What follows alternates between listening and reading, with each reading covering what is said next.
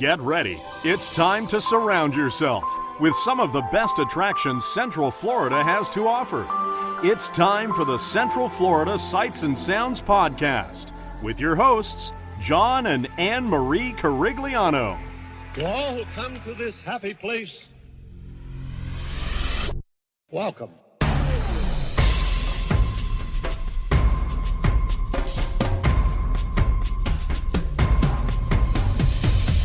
Welcome to our family time. Welcome to our brotherly time. We're happy, giving and taking to the friends we're making. There's nothing we won't do. Welcome to our family time. Welcome to our happy time. This is a festival, you know, the best of all. We're here to share it all. Welcome to Season 11, Episode 26 of the Central Florida Sights and Sounds Podcast, bringing you the sights and sounds of Central Florida's world-class attractions and beyond.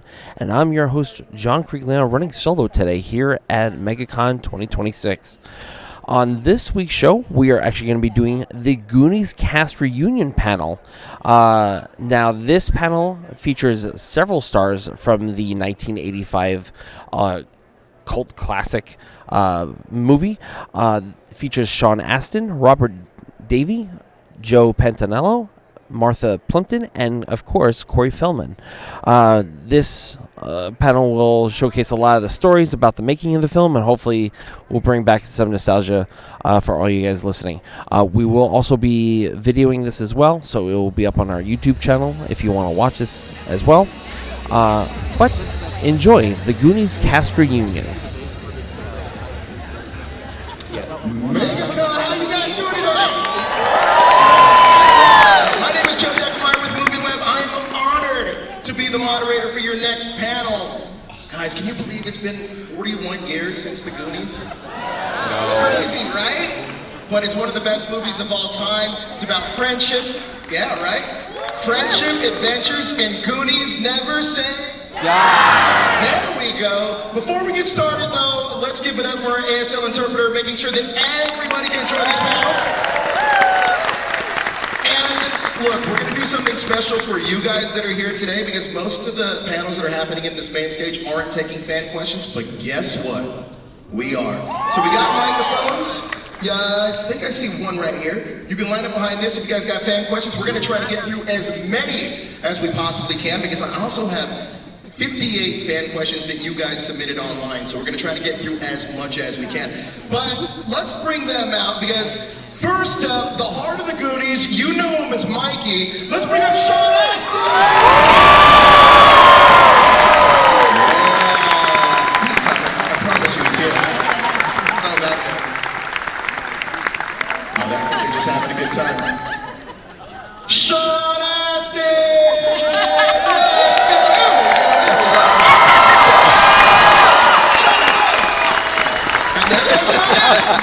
How are you, sir? Pleasure to see you, sir. Yes. Next up, she was sharp, cool, always on point. Steph, let's bring out Martha Plimpton.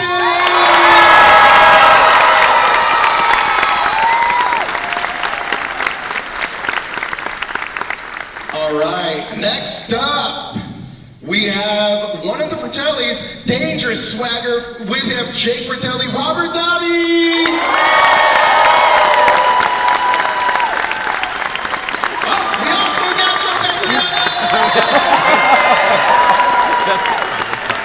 And I swear Corey Feldman will be joining us shortly. But yeah, if you guys have questions, we got a microphone. But look, guys, it's been 41 years. 41 years, you guys are still making magic. This is one of the greatest films of all time. When you guys were on set making this movie, did you know that you had magic immediately? Is that not working, Sean? We had what? Magic, the magic on set. Martha Plimpton is magic. She's magic right here on stage. She's like a warlock or something. She's special. She glows from the inside. It's too bright. I can't see the audience. We can't see you guys. Can we lower the light just a little bit so we can see everybody? Yes. Everybody. If you want to know Joey has a joke about a ventriloquist. Tell him the joke about the ventriloquist. Okay, so I'm going to abbreviate it. I want to see if it's funny. A ventriloquist comes, he's very famous, gets to the airport, they lose his luggage, they lose his clothes, they lose the dummy, the doll, the talking doll. What am I going to do? I can't work. I got to make a living, so he puts an ad in the paper. Medium available. An old lady calls, I just lost my husband. Can you reach him? He says, well, yeah, it depends. And she says, how much? He says, $100 to reach him, $200 to talk to him, and $300 if you want me to talk to him while I'm drinking a glass of water.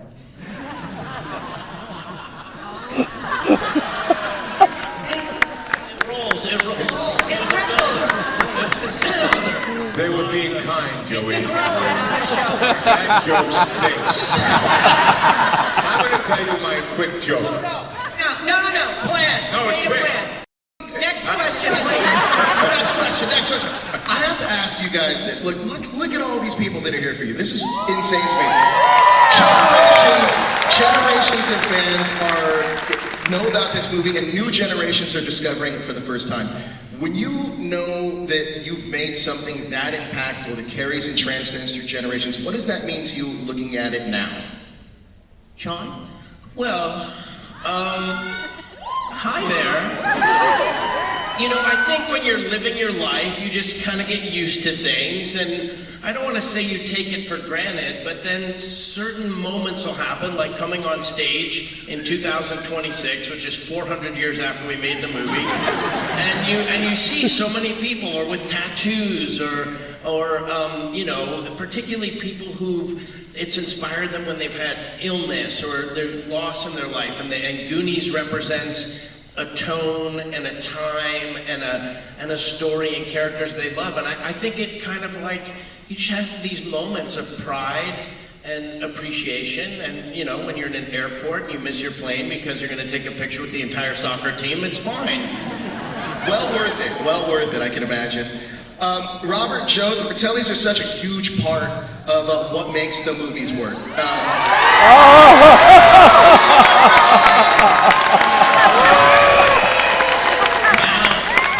It's a pleasure to see you, sir. Oh, I thought they were applauding us. I thought you guys were applauding us. This guy showed up. Robert thought he said something funny. I didn't say anything. I can feel the energy and the love that you guys have just on this stage.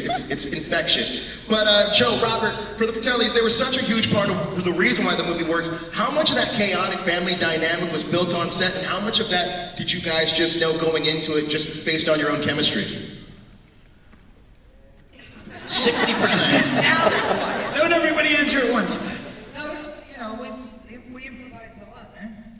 Most of it was improvised, yeah. A lot of improvisation between him and I. As a matter of fact, when we got the parts, they put us together at Warner Brothers, and that's how our chemistry was a natural. Well, we didn't audition. No, just talking. They just talked to us. And we were just You guys audition, or they just talk to you? What? Here's what I... From the script? As you can clearly see, there was no need for lines. no need for lines. But I want to say something about the experience of watching the Goonies and the difference between what this generation, the younger generation, the parents that are showing their children and grandchildren, had the experience of taking them to movies in a dark room where they... That wasn't the question, Joe. And now kids are watching it on TV. Goonies, Joe. They're living What the hell does this have to do with the Take question? your kids.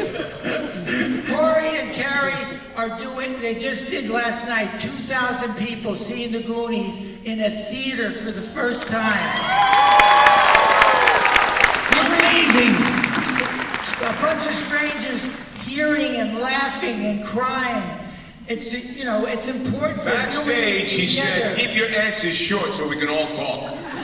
So I'm trying to squeeze some in here. Martha, how are you doing today? It's what it was like with him. I haven't heard you speak. By the way, welcome to all the people who are coming in and up there in the balcony. Welcome. That is incredible. Look at that. Hey everybody, that is insane. And they're still filing It in. may be the farthest away balcony I've ever seen. This is quite the room. So I have a thought about you too, and you can say whether it's resonates or not. But when you get together and you are given permission to quarrel and bicker and slap at each other, and people laugh at it, it's an encouragement. You sort of like, all right, like I get to do this for 40 years, awesome, let's go for it. Am I right? Well, look at Lou Costello and Abbott and Jerry Lewis and Dean Marlowe's comedy routines. It was bickering. You know what I mean? Stop it, Dean. I don't like that. Please. I mean, all that stuff. Yeah, they broke up too. Lady. Lady. Joe, But luckily, neither one of you is an alcoholic, so thank God for that. I'm an alcoholic. Oh, you are? Oh, sorry, Joe. Joe, I actually wanted to follow up on something you said, because I think there's a lot of folks that maybe even in this room. First of all, how many of you guys saw the Goonies in theaters? But there's a lot of folks that have it. And just recently, actually, in LA, I was at this thing called the Cosm, and I went to go see the original Willy Wonka in this new format. And look, I didn't go to film school, but I loved movies, and I still love movies to this day. And there's something so pure to me about the theater-going experience. It's such a shared communal experience, especially watching something and sharing that emotion on screen together. And I really don't want that to be lost in any kind of way. And I wanted to ask you guys this, because The Goonies, I think, is a movie that lends itself so well to the cinematic experience. Would you guys be open to seeing The Goonies re-released in theaters again in a different type of format, whether it be 40X or whether it be the Cosm or one of these type of formats? What's the thing called, the Sphere? Yeah, the Sphere. Sphere? That'd be cool. That'd be cool. Let's do a Goonies Sphere. That'd be awesome. I can't wait to see it. I'm pretty. No, not Goonies. I have a pretty open mind about. No, they did Wizard of Oz. Wizard of Oz. He thinks it was Goonies, but it wasn't. They're very similar. Same movie, basically. I'm afraid Corey and I are the flying monkey. Yeah, exactly. I'm definitely a flying monkey. I mean, it's interesting because I The think sad part is I took them. I thought it was the Wizard of Oz. I mean, I was there. It was the Wizard of Oz. Joey. I thought it was the Goonies, okay. No, I'm fine with that. I'm fine with it. I talked to a lot of people who saw Wizard of Oz at the Sphere, and they were creeped out by it. They said, like, it doesn't hold up, it doesn't honor it. Other people were like, they were transported. Life is too short to be bummed out about stuff. Like, when we... If you don't want to see it, don't see it. Exactly. Enjoy it or don't. What the hell is a sphere? Oh my God. Oh my God. So listen, let me jump in with this one. First of all, Goonies has had a bit of a re-release in 4DX, not 4DX, in what's it called, 4K. At Fandango, they've done a couple of these, weekend experiences, special screening events, things like that. But right now, I'm so excited because Stand By Me is coming back out on 500 screens in 2 weeks. I can't believe it. So exciting, right? So we're doing these screenings around the country with the Stand By Me screenings. Now we're doing the Goonies screenings. Like, this is what it's all about. Live theater and a movie. Oh my God, what an idea. absolutely. I do not want the theater experience to ever go away. I want to preserve it as much as I can, and I'm hoping that all of you guys go and see these classic films and get the theater experience yourself. Well, there's a little structure, economic structure built into this. We know that, cinemas, the big multiplexes, have been closing because the studios make $350 million movies that don't turn a profit. But you still have these buildings with seats and screens and sound systems, and they're ripe for showing, 100 Revivals, years yeah. of movies. And so if they have this intellectual property, they put it up. My thing is I want to make sure that actors get paid when they come out. Oh, what a concept! Thank you, President of SAG.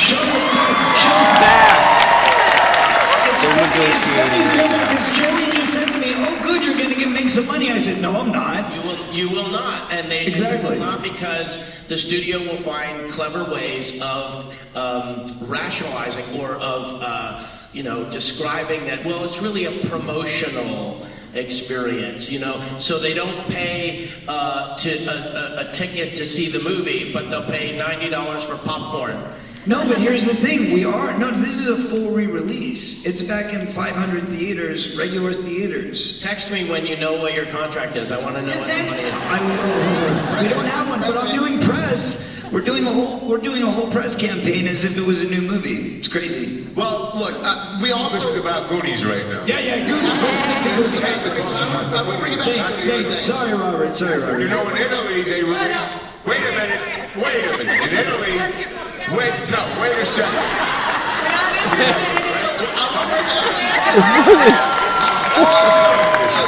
2 years ago in Italy, where my family comes from, they re-released Goonies in the whole country. Ask your Huge success. Sit down, you little bastard. Who likes Joey's outfit, right? That kid's a good kid.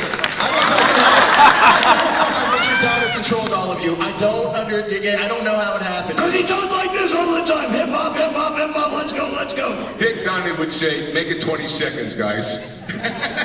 I don't think control was really the object. Yeah, I can see. There was a chaotic energy. Now, I wanted to ask Sean, Martha, Corey, I want to talk about the audition process for the Goonies. What was that like for each of you? I have absolutely zero memory of that experience. I have no memory of the audition process at all. I cannot tell you what happened. What city were you in? I don't know. I have New no. York, or you were in I have no memory.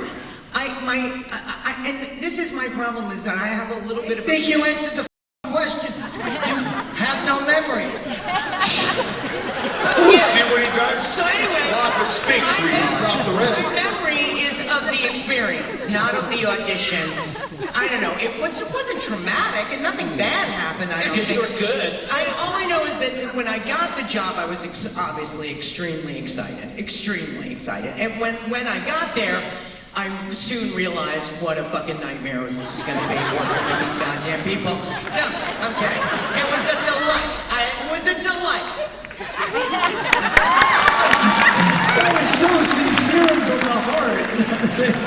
What about you, Sean? Well, actually, the audition that I did was during COVID. It was released. Mark Marshall, our friend, and who was Spielberg's assistant at the time, who was operating the camera, had kept the video, and he put it up online. And when it's exactly as I remembered it, and I'm terrible in it, and it's shocking that I actually got offered the part, because I don't think I actually remembered any of the lines. I mean, I was like hyper. Yeah, I think they were basically hiring hyper. Like, this is what we want. We want hyper, prepubescent insanity. So I was like, ready! Do you remember your audition, Corey? I remember everything, which is weird, right? But see, this is the thing, is that I remember so many things. Somebody said something to me the other day, and it triggered a memory from when I was 2 years old. Do you guys remember Underdog? Absolutely. Great cartoon, right? Yeah, so I had this flashback the other day of being the little kid watching Underdog, and that monster that comes around the corner used to terrify me. And I had this flashback of being so afraid, hiding behind my mother's leg when the monster would come on. That's weird, right? So, flash memory. So the point is yes, I remember these details. And for me, my process was very different than the rest of them, because I already was friends with Steven. And Steven it is what it is. But yeah, I had auditioned originally for E.T. And I got the part as Henry Thomas's best friend, which obviously didn't exist in the movie. So what happened was I got the part, I became close with Steven, we spent the day together, we went to the Poltergeist set, I got to watch them turn a room upside down. It was very exciting. And then it was like, you're in. I was like, great. And then 3 months later, I get a call from Steven. He's like, sorry, I know that I told you were in, but we did a rewrite of the script and your character is no longer a lead role and we don't want to waste your talent with a few lines. So instead, I promise you that whatever job I do next that has a kid in it, you will be in it. And that next job became Gremlins. So that's how we kind of had a relationship. So when Goonies came along, he said, hey, we're doing another movie. Are you interested? Would you want to be in a movie that's like Indiana Jones for kids? And I was like, I would love it. So he said, great. So he brought me in, I met with everybody, came back again, auditioned again. And then he was like, it's great, but guess what? I'm no longer directing it. So now you gotta come in and audition all over again for Richard Donner. So even though I was supposedly given the part, I auditioned 4 times and for 2 different directors. How old were you then? 12. Yeah. It sounds like you're about 45. I remember that's it, man. Sid Sheinberg was running Universal, and I came in and I did a screen test with Ed Stallmaster was casting, and I'm telling you, man, that was it. Inside baseball jokes. That was it. Very nice. I do want to ask you guys about John Matuzak because he brought so much heart to Sloth. What are your behind-the-scenes memories of him, especially balancing that larger-than-life presence and how sweet he was as a character? I remember when we had... Oh, John? What was the question? Sorry. John Matuzak, he played Sloth, your brother. Your brother. Remember? Strongest What guy. did you guys feel like working with him? Do you like it? Yeah. What? What? You guys like working with John? John was very gentle soul. But what I remember is how much pain he was in.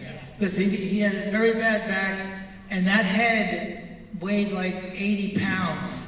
And he had to come in 7 hours early, and so he was in great physical pain because he was, athlete for a lineman. You know he played for the Raiders, right? He's a Los Angeles Raiders. famous professional football player, yeah. He was a gentle giant, but one of the strongest people I've seen. He could flick you like you were a match twig. And here's a funny thing. Do you have a question about the opera singing? Yeah. You don't want to wait for that. What's that? Oh my God. I mean, Oh my The opera singing, did you have a question? No, that's what we all wanted to know about, Robert. How did you come up with the opera part in the movie? Well, it wasn't in the script. But I was downstairs, the way it's supposed to be, Matuzak is Sloth. And I have to come in to put the food down, and I move it with my foot as he reaches it screaming, ah! And I said to Dick Donner and Spielberg, I says, what if Jake has to, instead of sing for his supper, Sloth has to listen for his supper? And they said, show us what you mean. And that's how that was born. So this is why Timothy Chalamet said that opera is dead.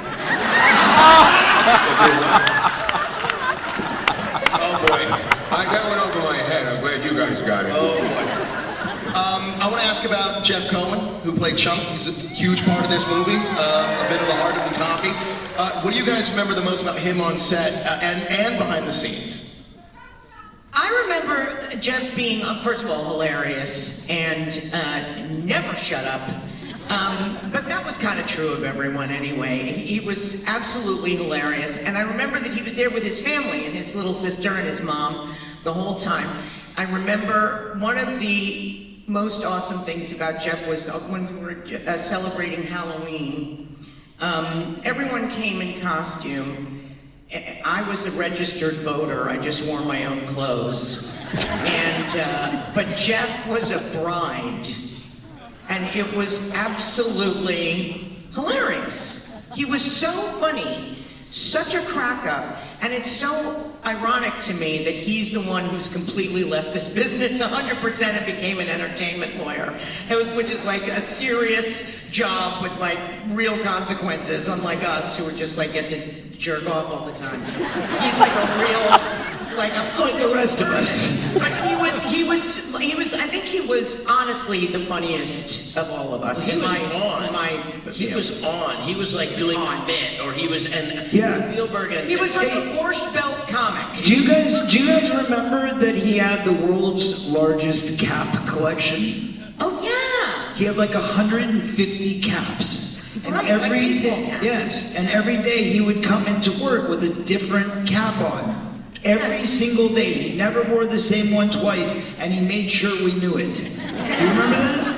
I do have a vague recollection of that. Do you know? Remember the one with the hand? Oh yeah, that's right.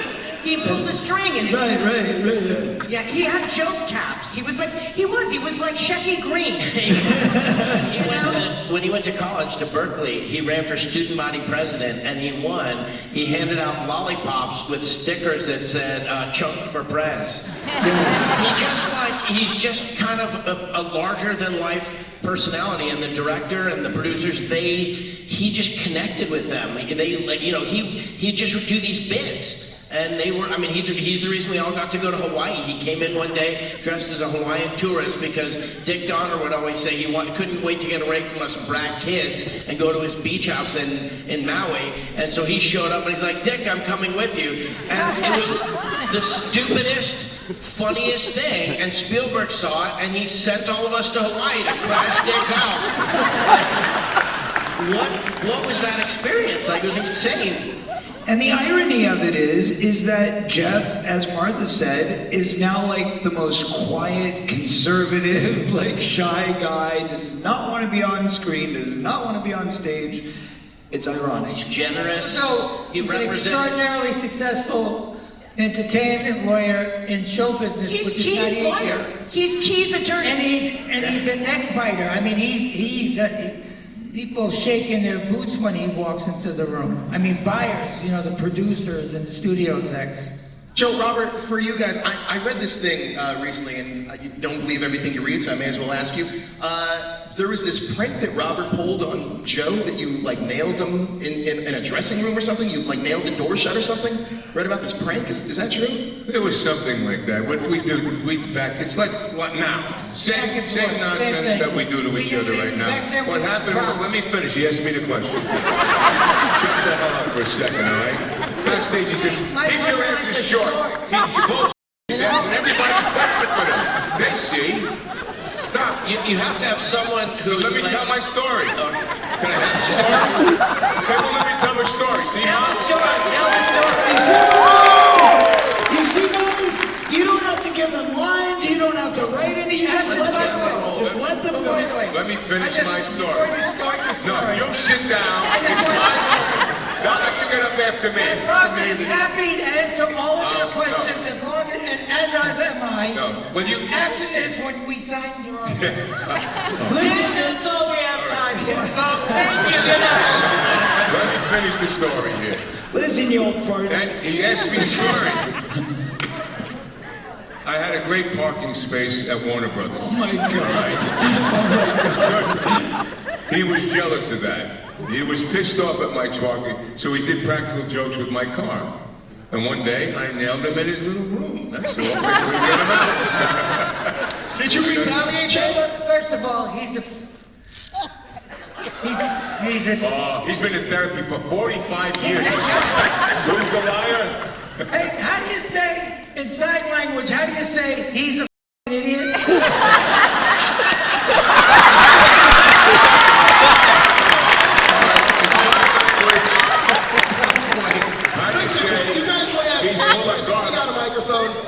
Line right up there. We got one. Save us. Go ahead. If they did a Goonies 2, I'd kill him in it, I swear to God. I'd shoot him the first day of shooting. All right, we have a question from the audience. How you doing, sir? Hello, how are you guys doing? I just want to say it's an honor to speak to you guys. The Goonies is probably one of my favorite movies ever. Obviously, I wasn't born until years after this movie came out. So I wasn't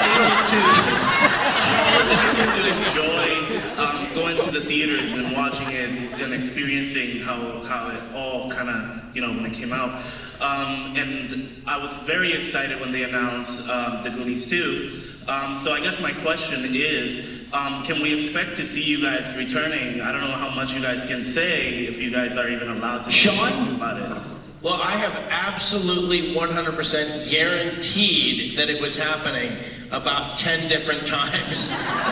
So, I don't want to ruin my streak, but someday when I'm awfully low, Yeah, I was thinking maybe. I don't know.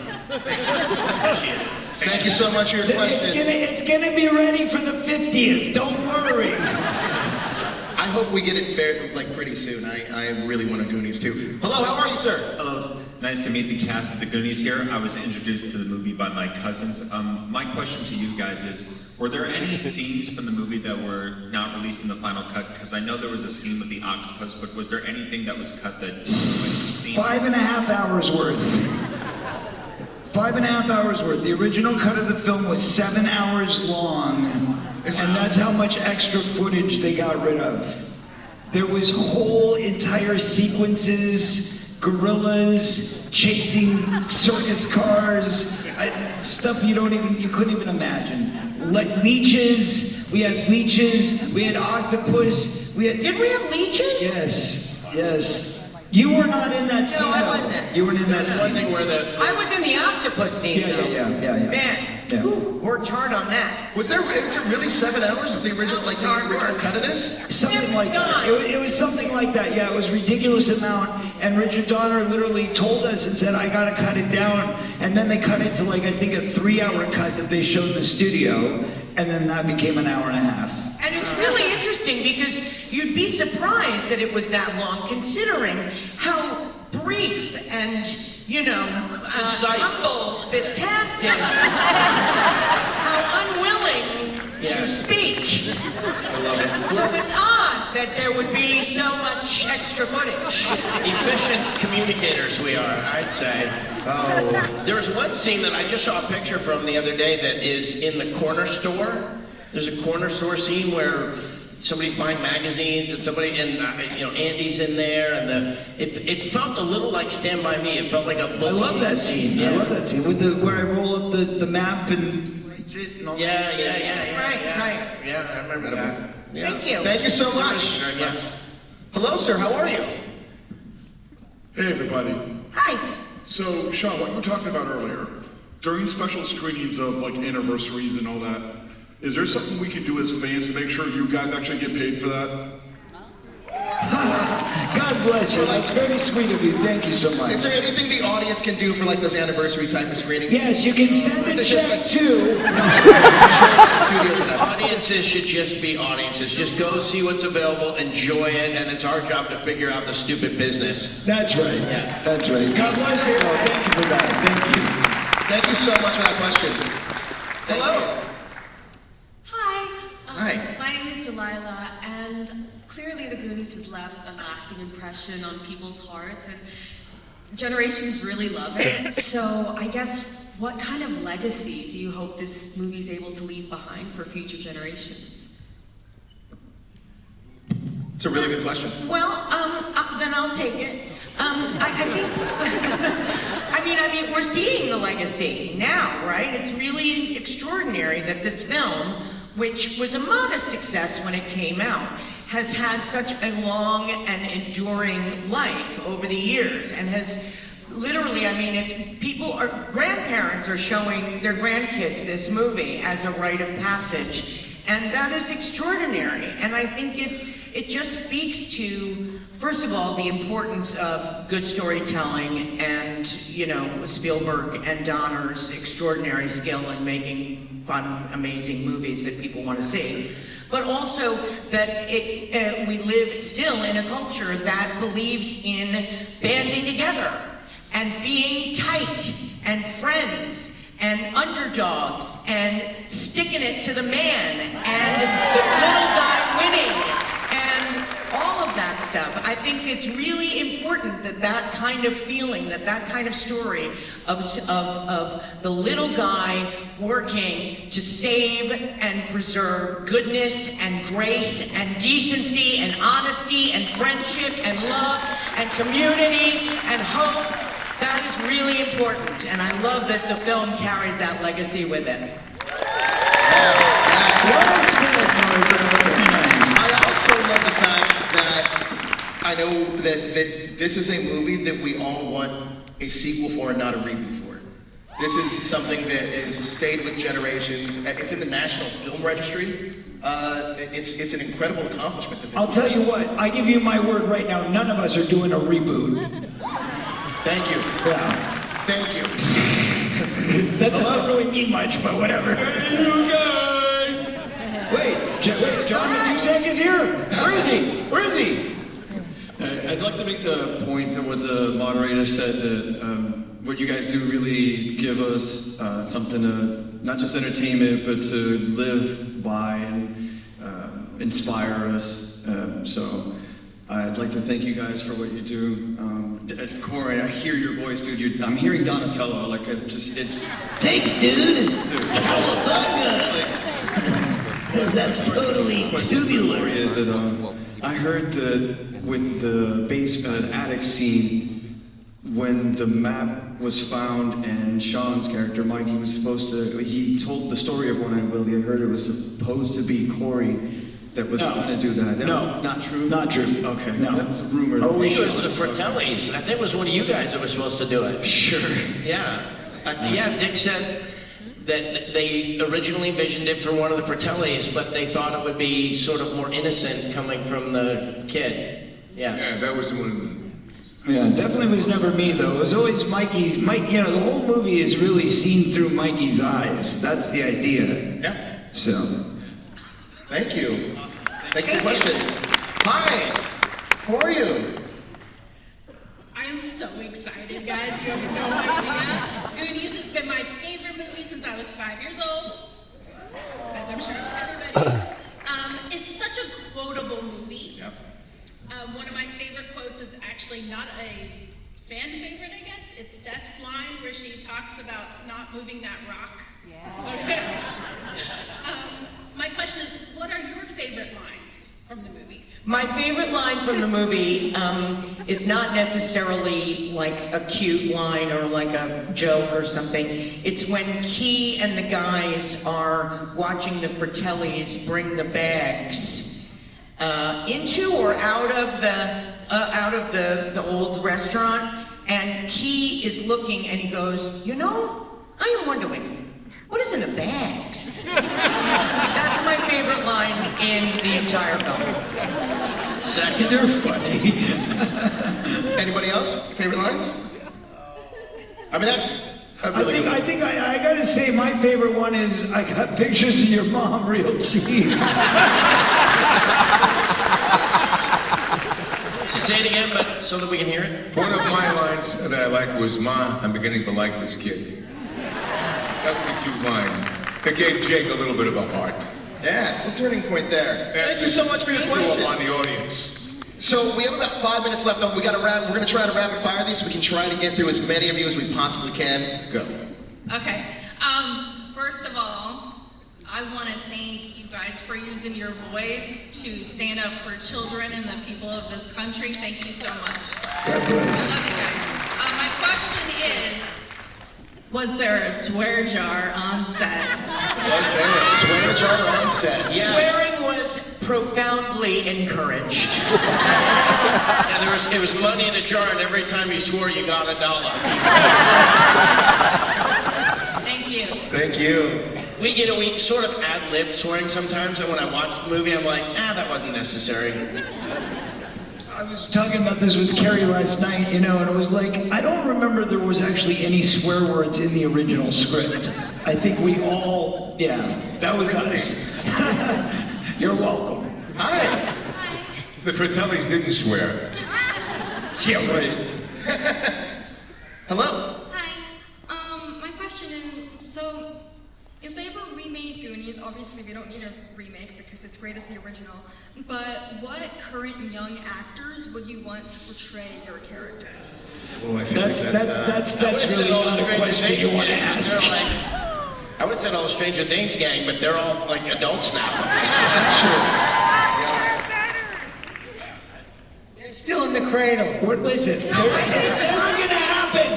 We're not rebooting Goonies. Okay, let's get off that idea. I don't think they should make like a reboot.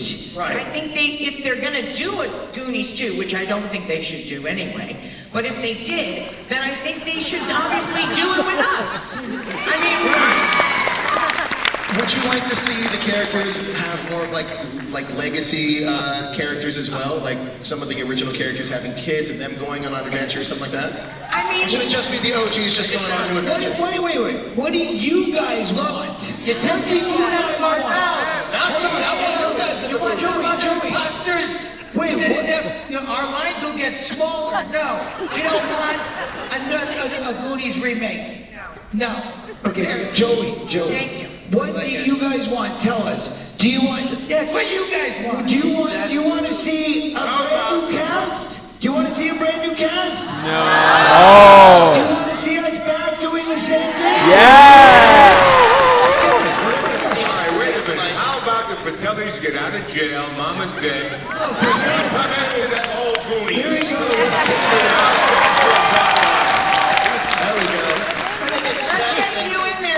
Because we only got a few minutes. We want to make sure to get everybody's questions. Oh, Hello. Hi, I'm Kira. Goonies means so much to me. Like, my dad made sure I went to go see it in theaters. And Sean, you were my first childhood crush, so lovely. But my question... It could have been us. My question actually is not about the Goonies. It has to do with Running on Empty and Stand By Me. What was it like working with River? Because River for me is someone I look up to, and it's just a tragedy, like his death and everything. So I just wanted to know, what was it like being his friend, being a colleague and everything, just for that. Are you talking to, who are you talking to? See, Martha, Amy, and Corey. Oh, Martha, you go ahead. Yeah. Well, he was a wonderful, incredible, gifted human being who was touched by an extraordinary empathy and decency and goodness that I think is really rare in this world. And he was an extraordinary actor because of that empathy and because of that love that he had for human beings, for animals, for the planet. It made him an extraordinary performer and incredibly wonderful to work with. Thank you. There's that. I will only add to that by saying everything she just said is exactly right. He was such a beautiful man, compassionate, musically gifted, a great actor, an incredible person, a great friend, a loyal person. Like, he was real. He was a real guy. And he actually was genuine and cared about others and had compassion. So yes, everything Martha just said.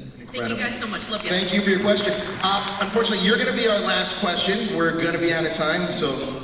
Oh, I didn't see. Okay, we're going to make sure we get there. Hi. Hi, Goonies is my favorite movie of all time. I've been a fan for years. And I know you guys have been saying that you're not doing a second movie. Which, if you were doing a second movie, where do you see your characters now, especially in this political climate? I'm just curious. Well, we're not saying we're not doing a second movie. We're saying that we haven't done a second movie. Okay, but if you were, where do you think your characters would be now? I would be a president of SAG. No, I'm just joking. No, I would probably be a lawyer, maybe, or a politician. That's what I think, but who knows? Let's get the little blonde girl. Can we get your question? Hi. Hi, honey. You can pull it out of there. There you go. Hello. Hello. Backstage, who is the most mischievous person? Good question, honey. Who is the most mischievous person? The most mischievous person. I would guess would be a draw between Corey and Josh. Don't you think? Well, I don't know, these two. These two are pretty mischievous. I know, by what measure, by what metric? I think we all got into trouble at some point, so yeah. I He never was the got into most trouble. mischievous. No, never. You were perfect, Martha. I think probably Robert and Joey. We have apparently. I got a coffee cups. We own a restaurant, Fratelli's restaurant. That's right. So, mischievous and entrepreneurial. There we go. We were driving on the set. He made me late from the set. I was speeding back to the set. I got a ticket because of him. He always started trouble, always. That's funny. You were driving, but you got a ticket because of him. See, all right, Joey, we went. No gaslighting here. We were on what they call a will notify on this thing. It means they'll call you later on. So Joey says, let's go for a drive. Me and Joey. I said, but we're on will notify. We got to stay close. He goes, no, they're not going to call us. They're not going to call us. We're driving. 2 hours later, we get a phone call. Hurry back to the set. Because of this little bastard. What's so funny behind the scenes? Dude, waiting. Okay. We have time for one more young lady. One little girl. Little girl, ask your question. Yes. The little girl with the Goonies shirt, please. The little one right there. No, Give her the mic. Somebody give her the mic. Question from her. Oh, next. Yes, I want to hear your question. You were so nice this episode. Sorry. It is right there for you. My bad. Hi, my question is, when you guys were filming the scene of the pirate ship, were you able to do your own stunts when jumping like off the plank? Not the minors were not permitted to do because we were all under 18. So no. I don't know the name of my stunt. But Carrie did. Carrie jumped off the boat. Well, she fell off of it. I don't know if that was. No, she did. No, she jumped. She and Josh were able to jump. Yeah, they were able to jump if they were over 18. Yeah. But my stunt person was a girl. It was a girl. She was, and her arms were stronger than mine. So I was very happy to be well represented on screen by her. I can't remember her name at the moment. Yeah. All right, thank you so much. Thank you. Look, unfortunately, we are out of time. If you do have questions, please meet them at their booth. Get your photo up. Thanks, everyone.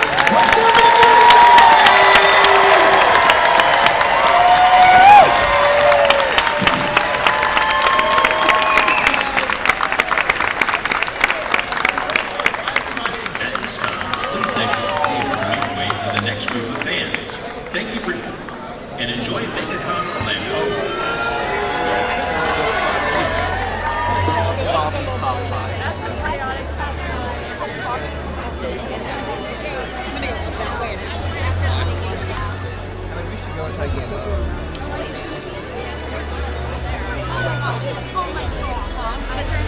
Apparently we go to that side, that's our entrance. It's over there. Yeah. What's that? Yeah. Say this one.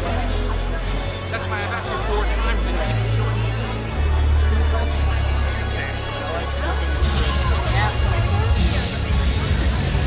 It's a good panel. Oh my god. That was amazing. I love that.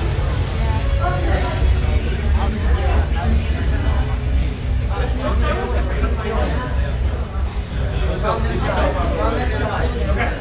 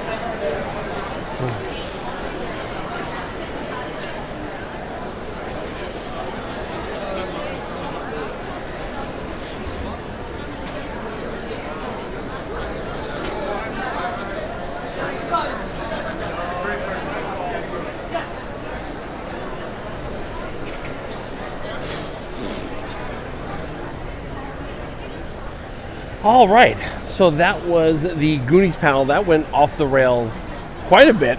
Obviously, if you're listening to this, I had to bleep out quite a bit because there's a lot of cursing in it. So, future me is going to have fun editing.